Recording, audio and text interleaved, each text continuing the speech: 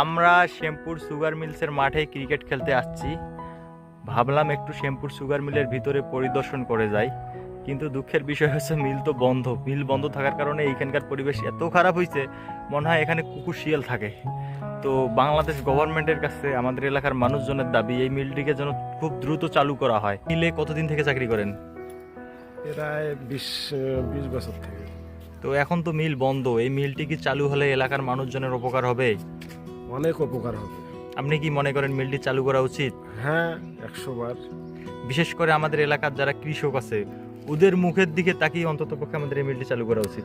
জি জি জি। আর আপনাদেরও অনেক উপকার হয় মিলটা চালু হইলে। মেলটা চালু হইলে আমাদেরও বেতনটা রানিং থাকবে।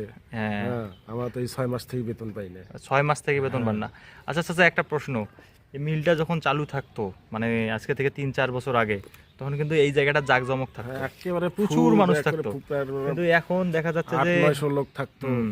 দোকান পাইট বেচা কিনে। হুম, হ্যাঁ, এখন তো সব জায়গায় অন্ধকার। একটা হয়ে মেলার গেছে। মতো অবস্থা ছিল। হ্যাঁ, মেলার এখন মতো। দেখেন আপনাদের শ্যামপুরের থেকে আপনাদের এই যে লোকাল যেগুলো বাজার আছে, বাজারে বেশি মানুষ থাকে।